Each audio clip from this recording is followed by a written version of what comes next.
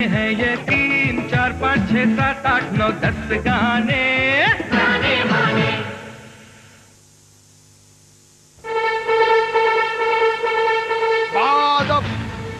मुलाइजा, होशियार, बार्बरों के बार्बर, शेवरों के शेवर, श्री रेजर साहब पधार रहे हैं। रेजर साहब, रेजर साहब, रेजर साहब। ठीक है, कितनी बार कहा है तुमसे इसको ठीक करा दो, लेकिन इस कंपनी में कोई भी ठीक नहीं है। बांगड़ुओं, मैं आप लोगों का इस बार्बर एकेडमी में स्वागत करता हूं। आप लोगों को आने वाले 3 सालों में बिना सोचे समझे काम सिखाऊंगा और आप लोगों को भी बिना सोचे समझे काम सीखना होगा। ये क्या है? रेजर।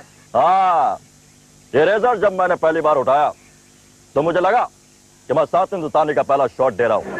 मेरे हाथ पर ऐसे कांपने लगे जैसे ऑडियंस आजकल मेरे किसी भी पोस्टर को देख के कांपती है। तालियां बजाओ बजाओ, अच्छा लगता है। लेकिन आप लोग डटे रहना, मिथुन की तरह, जो साल में 12 फिल्में फ्लॉप देने के बाद भी डटा हुआ है। मेरा यह 3 साल का कोर्स सीखने के बाद आप लोग फिल्म इंडस्ट्री में छा जाओगे, क्योंकि आजकल के हीरो लोगों को अपने बालों से बहुत प्यार है। वो अपनी एक्टिंग से ज्यादा अपने बालों से प्यार करते हैं, जैसे कि सलमान खान, शाहरुख खान, सुनील शेट्टी, आमिर खान, यहाँ तक कि अमरीश पुरी, अनुपम खेर को भी अपने बालों पे बहुत बड़ा नाज है। मैं आपको आने वाले 3 सालों में ये सिखाऊंगा कि गंजों के बाल कैसे काटते हैं और जिनके बाल होते हैं उनको गंजा कैसे करते हैं। मेरे जमाने में तो डिस्ट्रीब्यूटर के बाल काफी लंबे हुआ करते थे, लेकिन आजकल वो राकेश रोशन की तरह दिखाई देने लगे। भाई, मैं 3 साल क्या 3 दिन में भाग जाने वाला हूँ। यहाँ से आज तक कोई भाग नहीं पाया बांगड़ू। रेजर साहब, अपने उस तरह और तेज करवा लो, मैं भागने ही वाला हूँ, क्योंकि मैं अपने स्टंट्स खुद करता हूँ और हीरोज की तरह डुप्लीकेट यूज नहीं करता। बेचारे डुप्लीकेट, खतरनाक से खतरनाक शॉट वो देते हैं और सारे क्रेडिट ये हीरो ले जाते हैं। तुम्हारे डैडी बहुत समझदार हैं, उन्हें मालूम था कि तुम्हारी जैसी शक्ल का उनको कोई डुप्लीकेट नहीं मिलेगा, इसीलिए उन्होंने तुम्हें अपने स्टंट्स खुद करना सिखाए, ताकि तुम सोफा कम बैट की तरह एक्टर कम फाइटर बन सको। मैं चला। ये तो सचमुच गायब हो गया। रेजर साहब, एक बात कहूँ? बको। मैंने अभी आपका पोस्टर देखा है। बड़ा वाला? हाँ, उसमें आपके दाढ़ी के नेट साफ नजर आते हैं। ठीक है, चुपका लूंगा। आपके पास गम है? अरे आजकल तो गम ही गम है भाई। Song turn. अरे तुम्हारी चादर मेरी चादर से ज्यादा सफेद कैसे? बदतमीज जंगली जानवर। ओह मेम साहब, ये सब शम्मी कपूर की फिल्मों के नाम है। मुझसे अगर बात करनी है तो कहो फूल और कांटे, विजय पथ, इश्क, सुहाग। अरे बाप रे, ये रेजर यहाँ भी आ गया। हेलो, कि तुमने यहाँ से किसी को भागते हुए देखा? लेकिन आप क्यों इतना हाफ रहे? भागा तो वो है। उम्र का तकाजा है। अब इस उम्र में सिर्फ आपको वही रोल करने चाहिए जिसमें पूरी फिल्म में आप बैठे हो। उधर देवानंद को देख लीजिए, भागते भागते फिल्म्स बनाते हैं और भागते भागते फिल्म्स उड़ाते हैं। तो कहता हूँ रेजर साहब, इस वक्त भी वो कहीं ना कहीं भाग रहे होंगे। सुना है आजकल वो एक नई फिल्म बना रहे हैं, देव है कि मानता नहीं। रेजर साहब, कम से कम आप तो मान जाइए। ये आजकल लोग मेरे सीधे सवाल का जवाब उल्टा क्यों देते हैं? अरे सुनिए मैडम, आप तो बहुत खूबसूरत हैं। आप ऐसा करिए, मेरी एकेडमी ज्वाइन कर दीजिए, फॉर्म भरिए और 250 रुपए दीजिए। अगर आप मुझे 250 रुपए भी देंगे ना, तो भी मैं आपकी एकेडमी ज्वाइन नहीं करूंगी। लगता है भाई इसको भी पता चल गया, आजकल के लोग बड़े समझदार हो गए। चलो। चला गया। अब तुम भी जाओ। मैं तो नहीं जाऊंगा। क्यों? मैडम, मैं आपके साथ चक्कर चलाना चाहता हूँ। अच्छा, चक्कर चलाना चाहते हो?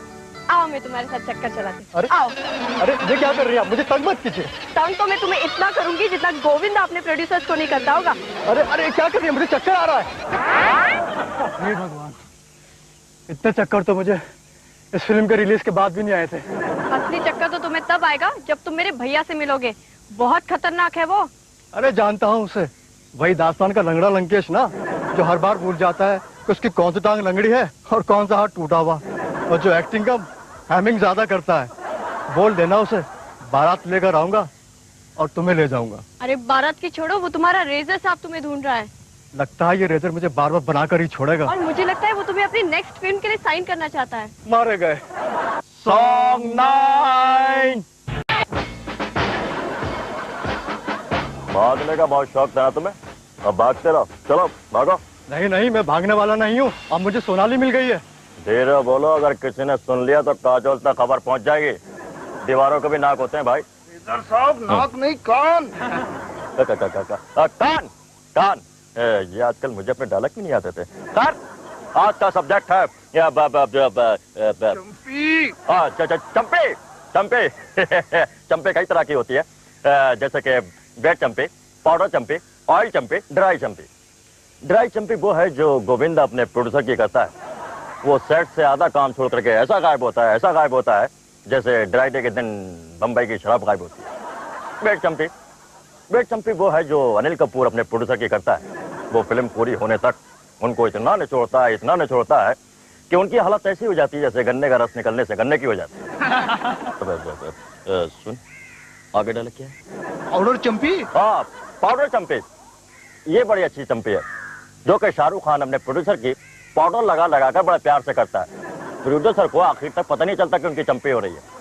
ऑयल चंपी जो सलमान खान अपने प्रोड्यूसर की करता है। वो खुद तो कपड़े उतारता ही है, साथ में उनको भी अपना जैसा बना लेता है। रेजर साहब, आप एक चंपी तो भूल ही गए, शहंशाह चंपी। तुम चुपचाप दौड़ते रहो। अब आती है मालिश। ये भी कई तरह की होती है, जैसे माँ धाड़ मालिश जो कि अन्नू मलिक अपने प्रोड्यूसर की करता है।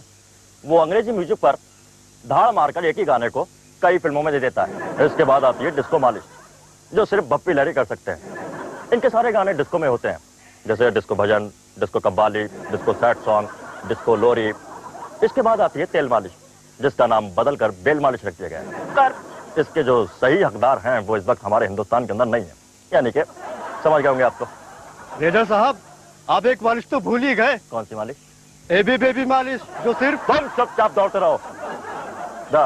तो हम कहाँ थे? अब जहाँ हुआ करते थे वहाँ अब नहीं है। ठीक है, तुम चुपचाप रहो। हाँ, तो हमारा अगला सब्जेक्ट है झटका। कई बार लोगों की गर्दन अटक जाती है, उसको ठीक करने के लिए झटका देना पड़ता है, लेकिन झटका ऐसा होना चाहिए जो जोरों का हो पर जरा धीरे से लगे। सॉन्ग 8 चलेंगे।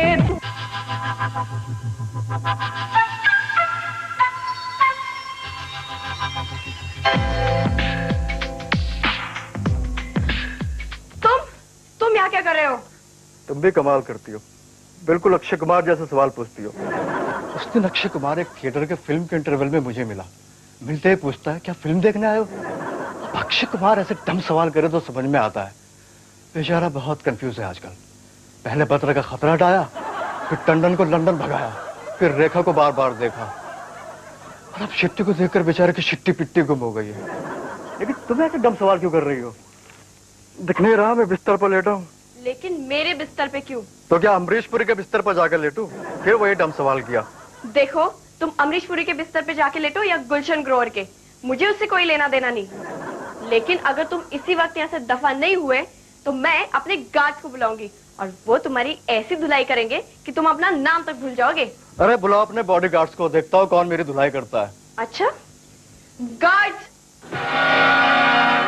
इसकी ऐसी पिटाई करो कि इसे जिंदगी भर याद रहे। ओह, अजय बाजी!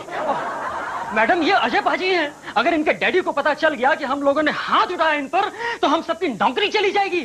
मैडम, इनके डैडी तो कई सालों से लोगों की पिटाई करवाते चले आ रहे हैं, हम क्या इनकी पिटाई करेंगे? और आज वैसे भी बीरूपा जी की शूटिंग है, हम जा रहे हैं। हाँ, चलो। अरे अरे, देखा, तुम्हारे सारे बॉडीगार्ड्स मेरे प्यादे हैं। कोई बात नहीं, मैं भैया से कहकर मद्रास के फाइटर्स बुला लूंगी। मेरी बात मानो, मद्रास से फाइटर के बजाय को डांस मास्टर मंगा लो, क्योंकि आजकल वहाँ की फिल्मों में जब फाइट शुरू होती है तो लगता है कि डांस हो रहा है, और जब डांस शुरू होता है तो लगता है कि फाइट हो रही है। दोनों जगह एक जैसी उछल कूद होती। हाँ, अगर डांस मास्टर आ जाए तो फाइट्स में कुछ नए मोमेंट्स मिल सकते हैं। तो तुम करो डांस मास्टर का इंतजार, मैं चली बाजार।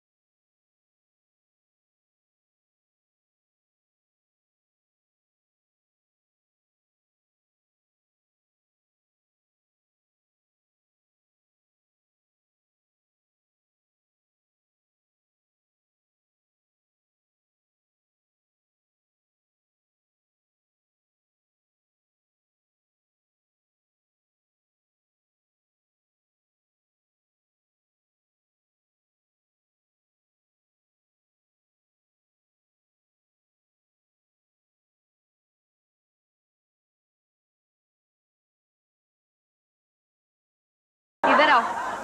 अकेले ही बाजार में नाचा मत करो, लोग पागल समझ के पत्थर मारेंगे। मेरा पीछा छोड़ दो, तुम्हारे लिए वो रेजर सा भी ठीक है। सॉन्ग 7। ऐसी वैसी बात नहीं, छोटी मोटी बात नहीं। कैसा आवा? अरे तुमने तो कहा था तुम मुझे भाईकुला के भाजी मार्केट में मिलोगे, तुम मुझे यहाँ क्यों बुलाया? देखा लंकेश, हम बैंगन की स्मगलिंग करता हूँ और तुम आलू की स्मगलिंग करते हो, और अगर हम दोनों मिल गए ना तो हमरे बैंगन का भरता भी बन जाएगा और तुम्हारे आलू की चाट भी तैयार हो जाएगी। ये तो वही बात हुई कि डेविड धवन गुलजार से कहे कि हम दोनों मिलकर एक फिल्म डायरेक्ट करते हैं और उसका टाइटल रहेगा घरवाली माचिस वाली। हम मानता हूँ कि हम दोनों विलन का रोल करते हैं, और पिछली बार चोपड़ा साहब की फिल्म से हम तुम्हारा रोल कटवा दिए थे, लेकिन अगर हम दोनों मिल गए ना तो बहुत कुछ कर सकते हैं। अरे बिहारी, अगर मैं ये न्यूज पढ़ूं कि मुकरी WWF की कुश्ती में अंडरटेकर से लड़ने वाला है तो इस बात पर मैं यकीन कर सकता हूँ, लेकिन तुम्हारी जुबान पर यकीन करना इस बात के बराबर है कि महिमा घई साहब को राखी बांधने वाली है। सुनाओ, हम जानता हूँ कि तुमको हमारी जबान पर भरोसा नहीं है, पर अगर हम दोनों दुश्मनी भूलकर रिश्तेदार बन गए तो कैसा रहेगा? रिश्तेदार? तुम मुझसे शादी करना चाहते हो? अरे नहीं यार। तो फिर? तुम्हारी एक बहन है ना, ए बुढ़वा, क्या नाम है उसका? बापू सोनाली। हाँ, अगर तुम अपनी बहन की शादी हमरे बेटे के साथ कर दो तो कैसा रहेगा? हम दोनों को एक दूसरे से दुश्मनी का खतरा भी तो नहीं रहेगा ना। देवानंद कितना भी बूढ़ा हो जाए, गुलाटी मारना यानी फिल्म बनाना बंद नहीं करेगा। इसी तरह तुम अपनी हरकतों से बाज नहीं आओगे। हम वादा करता हूँ कि अगर तुम इस रिश्ते के लिए राजी हो गए ना तो आज के बाद कोई भी फिल्म से तुम्हारा रोल नहीं कटवाएंगे। लेकिन मेरा बॉस कुलभूषण खार बांद्रा इस बात के लिए बिल्कुल तैयार नहीं होगा। अरे तुम उस ससुर की चिंता नहीं ना करो, हम उसका आज ही गेम बजवा देंगे। अरे वैसे भी इस फिल्म में उसके 2 ही तो सीन है ना। ये तो बहुत अच्छा होगा, अगर तुम उसे कल्टी कर सकते हो तो करो, वरना वो आदमी मुझे बहुत पकाएगा, और ऐसा पकाऊ आदमी मैंने आज तक नहीं देखा। अरे तुम फिक्र नहीं करो, हम आज ही उसको टपका दूंगा। हम आज ही बादाम दे दूंगा। हम? हाँ, बादाम। अरे लोग ऐसा काम के लिए सुपारी देते हैं, पर हमरा भी कोई स्टैंडर्ड है, हम सिर्फ बादाम देता हूँ। सॉन्ग 6। गुड। अरे काका, ये सब क्या हो रहा है? घर क्यों सजा रहे हैं आप? मेरी किसी नई फिल्म का मुहूर्त है क्या? अरे बेटी, मुहूर्त क्या, ऐसा समझ लो कि तुम्हारी किसी फिल्म की गोल्डन जुबली हो गई है और तुम्हें बेस्ट न्यू कवर का अवार्ड मिल रहा है। ये अवार्ड तो मैं लेकर ही रहूंगी। अगर अक्षय खन्ना इस अवार्ड को ले सकता है तो मैं तो हॉलीवुड के अवार्ड लेकर दिखाऊंगी। एनीवे, बताइए नहीं, ये सब क्या हो रहा है? अरे तुम्हारे भैया ने तुम्हारी शादी तय कर दी है बिहारी के लड़के के साथ। क्या? हाँ। शत्रुघ्न के लड़के के साथ? और मुझसे पूछा तक नहीं? क्या पूछता मैं तुझसे कि तू शादी कहाँ करना चाहती है? अरे इंडस्ट्री के सारे राइटर अगर सारी हीरोइनों से पूछे ना कि तुम्हारी शादी का सीन लिख रहे हैं, बोलो तुम्हारा कनेक्शन कहाँ फिट करे, तो एक भी फिल्म कंप्लीट नहीं होगी।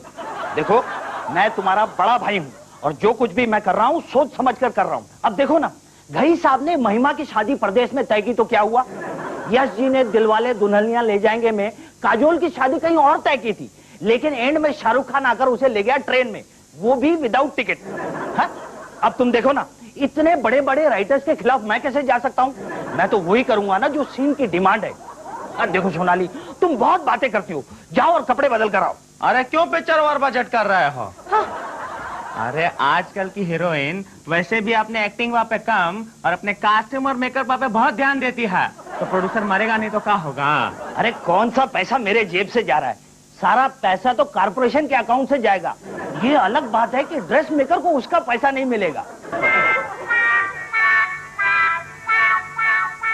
तुम यहाँ क्या कर रहे हो? शायद तुमने जैकी श्रॉफ की पहली फिल्म हीरो नहीं देखी, जिसमें वो मीनाक्षी शेषाद्री के घर में घुसकर उसके बाप शम्मी कपूर के सामने गाना गाता है, प्यार करने वाले कभी डरते नहीं। लेकिन उस फिल्म का इस फिल्म के साथ क्या लेना देना है? क्योंकि मैं भी उसी सिचुएशन में एक गाने गाने वाला हूँ। अरे गाने दो।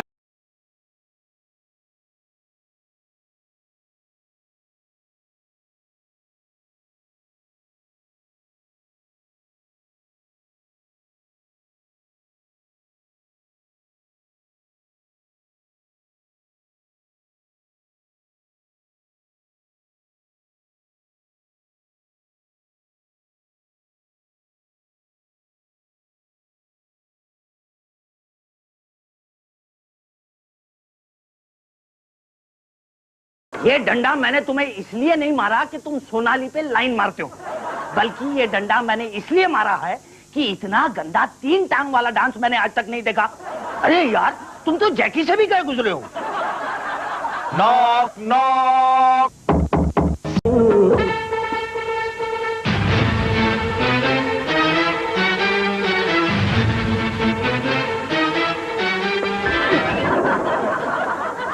ये देखो रेजरवा, ये तुम्हारा चेला किस हालत में पड़ा है। ये 3 दिन तक बेहोश रहेगा और उसके बाद 3 दिन तक हैंगओवर में रहेगा। इसे हमने इतनी पिलाई है कि इस बार लोगों को होली में पीने के लिए कुछ नहीं मिलेगा। सारा कोटा ही पिला दिया है ससुरे को। ये मेरी बहन पे लाइन मारता है, उसके साथ गाने गाता है, कभी फिल्म सिटी में तो कभी आउटडोर में, और गाने में ये इतने कपड़े बदलता है कि अगर मुंबई के सारे धोबी इसे देख लेना तो पागल हो जाएंगे। ये अब यहीं ऐसे ही पड़ा रहेगा जैसे तुम्हारे ट्यूब में से शेविंग क्रीम निकली पड़ी रहती है।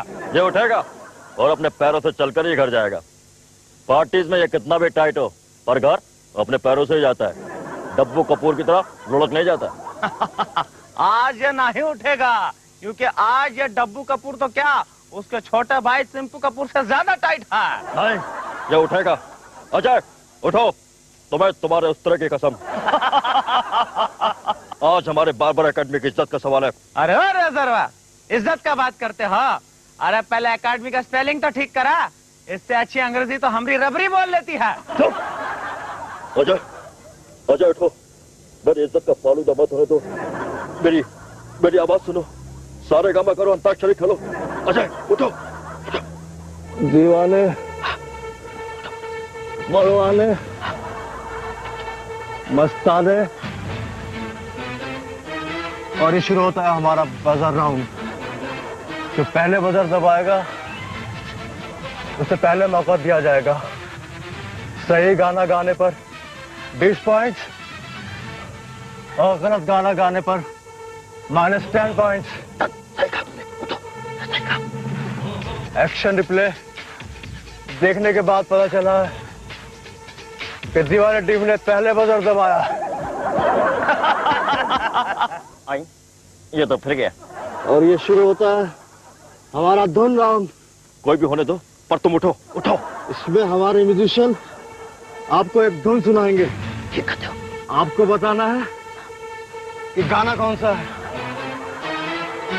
इस राउंड की समाप्ति पर स्कोर है दीवाने 0, परवाने 0, मस्ताने सब 0। हम सब 0, लेकिन तुम उठो उठो।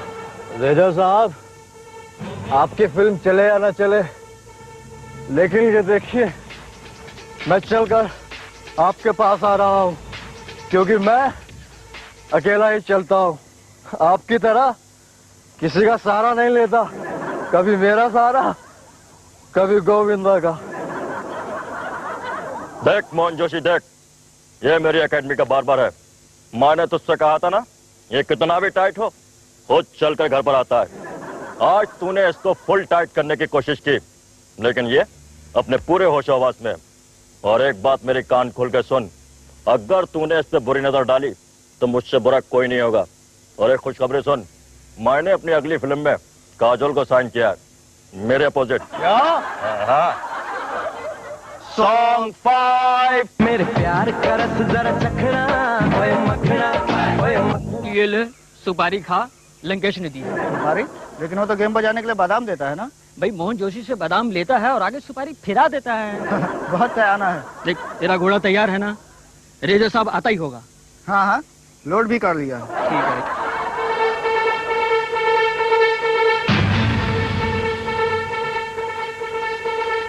देख देख, वो आ गया।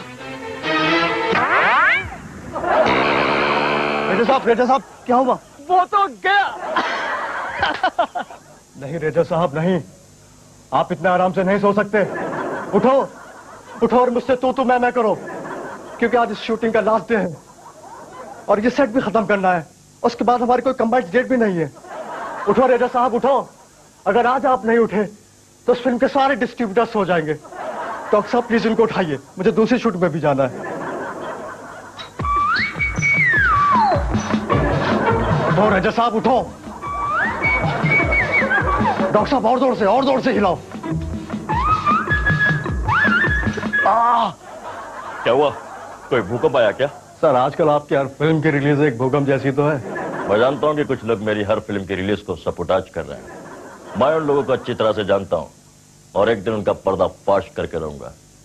आजकल के कुछ टपोरी विलन मेरा गेम बजाने के चक्कर में है, लेकिन शायद वो लोग ये नहीं जानते कि मैं एक एंग्री यंग मैन हूं। सर आप सारी जिंदगी एंग्री रह सकते हैं, मैन भी रह सकते हैं अगर भगवान ने चाहा तो, लेकिन यंग सॉन्ग फॉर की शादी मैं उसके बेटे के साथ करूं। अब देखिए ना, मैं सोनाली के कैरियर की ऐसी की तैसी तो नहीं कर सकता ना। उस बेचारी का कैरियर तो अभी शुरू भी नहीं हुआ है, और ऊपर से सुनील शेट्टी ने भी उसे रिकमेंड करना बंद कर दिया है। देखिए मैं चाहता हूं कि उसकी शादी अजय के साथ हो, और वो भी आज ही। ठीक है, हम अभी बारात लेके आते हैं। मुझे भी काफी सालों के बाद डांस करने का चांस मिलेगा।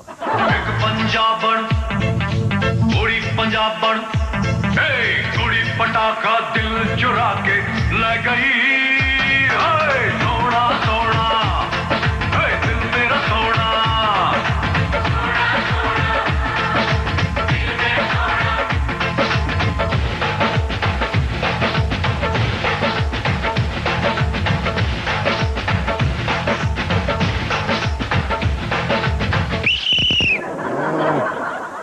अबे ओए लंकेश, पूरे फिल्म में एक ही तो गाना है जिससे सीटी बनने के चांसेस हैं, उसमें भी तो हमको आकर डिस्टर्ब करता है। अरे तुम्हें सीटी की पड़ी है, यहाँ मेरी बैंड बज रही है। जानते हो मोहन जोशी सोनाली को लेके भाग गया। थोड़ा अरे नहीं रेजर साहब, आप जाके सोनाली को बचाओ। आखिर भगवान ने पब्लिक की सुन ली, क्लाइमेक्स शुरू हो गया है। सॉन्ग 3। अरे ये तुम काले की बजाय सफेद क्यों लगा रहे भाई? काला नजर आएगा क्या? ओ हम तुम्हारे साथ हूँ। मुझे यहाँ क्यों लाया गया है? अरे हमको क्या मालूम, हम खुद कंफ्यूज हूँ। पहले वो रेजर तुमको तुम्हारे घर से उठा के ले जाता है, और फिर अगले ही सीन में तुम्हारे भाई के पास वापस छोड़ के जाता है। अभी डायरेक्टर हमको बोला कि सोनाली को किडनैप कर लो, रेजर आएगा तुमको बचाने के लिए। हम ससुरा परेशान हो गया हूँ क्लाइमेक्स से। पंडित कहा छोकरी को देखो तो चला मंत्र पड़ा। हाँ हाँ हाँ। ओम नमः खराम सहंसाहम जंजीरम स्वाहा, अग्निपतम दीवारम दानम स्वाहा, दोस्तानाम बेनाम मजबूरम स्वाहा। देखा, इसको कहते हैं कान के नीचे बजाना। अब तुम सबके कान के नीचे बजाओ। तुम मेरे साथ आओ।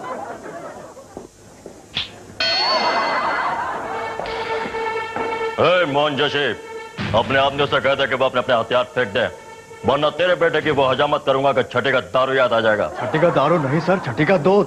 ओहो, फिर से डायलॉग भूल गया। हाँ, छठी का दूध याद आ जाएगा, समझा? लेकिन ये कैसे हो सकता है, मैं तो सिर्फ 5वीं तक पढ़ा हूँ। हमारे फिल्म स्टार में यही तो प्रॉब्लम है कि वो अपने डायलॉग के अलावा कुछ और पढ़ ही नहीं सकते। अगर हमारी सरकार पार्लियामेंट में एक बिल पास करा दे कि ठीक है सर, मुझे इस वर्ड से सख्त एलर्जी है। मेरे सारे बिल्स मेरे प्रोड्यूसर्स ही पे करते हैं। जब भी कोई बिल मेरे सामने आता है, मैं अपने सारे स्टंट करने भूल जाता हूँ। मेरा सर चकराने लगता है, आंखों के आगे अंधेरा छा जाता है। अरे यार, मैं उस बिल की बात नहीं कर रहा हूँ, मैं पार्लियामेंट बिल की बात कर रहा हूँ। तो हम क्या कह रहे थे? सर आप कह रहे थे मेरे सारे बिल्स आप ही पे करेंगे, और वैसे भी अभी तक इन फाइटर्स के बिल चुकता नहीं किए गए। यार, जब से मैंने ये कॉर्पोरेशन खोला है, मुझे तो ऐसा लगता है कि सारे हिंदुस्तान के बिल मैं ही भर रहा हूँ। हाँ, तो हम यहाँ पे एक बात बताइए, हम यहाँ करने क्या आए हैं? हे भगवान, इस उम्र में आदमी की याददाश्त भी साथ नहीं देती। सर हम यहाँ सोनाली को छुड़ाने के लिए आए हैं। हाँ, मोहन जोशी, अपने आदमियों से कहते हैं कि वो अपने अपने हथियार फेंक दें। हिंदी फिल्म का इस सदाबहार डायलॉग हम अभी अपनी मराठी फिल्म में इंट्रोड्यूस करूंगा। आप अपने हथियार फेंकून टाका। अगर कोई अपनी जगह से हिला, मैं इसे फिल्म इंडस्ट्री से आउट करवा दूंगा। साथियों, उठा लो अपने अपने हथियार। अगर किसी ने हिलने की कोशिश की तो इसकी वो हालत करूंगा जो शोले के क्लाइमेक्स में गब्बर सिंह के हुए थे। अपने अपने हथियार फेंक दो। यार, ये फाइट मास्टर लोग भी क्लाइमेक्स में कितना पगार डालते हैं। हथियार फेंक, हथियार उठा, हथियार फेंक, हथियार उठा। मोहन जोशी, तूने मुझे इस फिल्म के अंदर बहुत तंग किया है, लेकिन मैं तुझे झेलता रहा। अब मैं तेरी हालत वो करूंगा कि तू अपना बिहारी लहजा छोड़कर अपने ओरिजिनल मराठी लहजे में आ जाएगा, समझा? रुक जाओ रेजर, कानून को अपने हाथ में मत लो। कानून के हाथ बहुत लंबे होते हैं। गुनहगार को उसके किए की सजा जरूर मिलेगी और तुम्हें इंसाफ भी। भगवान के घर में देर है, अंधेर नहीं। उसके लाठी में आवाज नहीं होती, सच्चे का हमेशा बोलबाला होता है। सुबह का भूला अगर शाम को घर लौटा है तो उसे भूला नहीं कहते। आज ये दिन देखने के लिए इसकी माँ जिंदा होती। एनीवे रेजर, तुम हाथ मुंह धो लो, मैंने तुम्हारे लिए गाजर का हलवा बनाया है। बकवास बंद करो। पिछले 20 सालों से यही डायलॉग सुन सुनकर पागल हो गया हूं मैं, इसलिए तो ऐसी फिल्में बनाता हूं मैं। सॉन्ग 2। ये कोई नया डायरेक्टर है? नहीं, वीरेंद्र राज आनंद हमारे टीनू आनंद साहब का असली नाम है। टीनू साहब जब इस फिल्म की कास्टिंग कर रहे थे तब हीरोइन के रोल के लिए उन्होंने तब्बू को चुना, लेकिन कुछ अफवाहें ऐसी सामने आई कि तब्बू शादी कर रही है, फिल्म इंडस्ट्री छोड़ रही है। तब उन्होंने सोचा कि नहीं, किसी और को लेते हैं, इसलिए उन्होंने सोनाली बेंद्रे को चुना। इस फिल्म का मेजर पोर्शन एनडीए में शूट हुआ, यानी कि नेशनल डिफेंस एकेडमी में। जब वहां पे शूटिंग चल रही थी तब एनडीए के कुछ रिटायर्ड ऑफिसर्स जो वहीं रहते थे वो शूटिंग देखने के लिए आया करते थे और उन्होंने नुक्ताचीनी शुरू कर दी।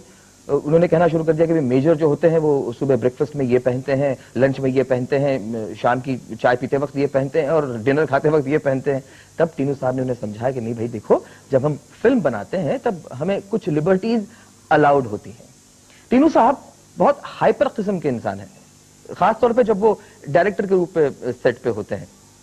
तो इसी फिल्म की शूटिंग में वो 2 बार बीमार हो गए और हॉस्पिटल भी गए। हॉस्पिटल से जब वो वापस आए तब वो इतने रिड्यूस हो गए थे कि एक बार वो एक्शन बोलने के लिए उठ खड़े हुए और उनकी ट्राउजर्स जो थी वो नीचे स्लिप कर गई। अमित जी काफी हंस पड़े ये देखकर। टीनू जी ने भी इसे काफी स्पोर्टिंगली लिया। अमित जी किसी और फिल्म की म्यूजिक सिटिंग पे आदेश श्रीवास्तव जी के साथ बैठे हुए थे। तब आदेश जी ने उन्हें एक मैरिज सिचुएशन का एक गाना सुनाया जो अमित जी को बहुत पसंद आया, लेकिन उस फिल्म में मैरिज सिचुएशन का कोई गाना जरूरी नहीं था। लेकिन अमित जी ने मेजर साहब में वो गाना लिया, सोना सोना दिल मेरा सोना। इस गाने के चलते काफी कंट्रोवर्सी भी हुई। बहरहाल फिल्म कंप्लीट हुई, सेंसर ने इसे पास किया, लेकिन एनडीए के कुछ लोगों ने फिल्म देखकर ऑब्जेक्शन लाया कि नहीं, एनडीए में सब कुछ नहीं होता, ये अलाउड नहीं है।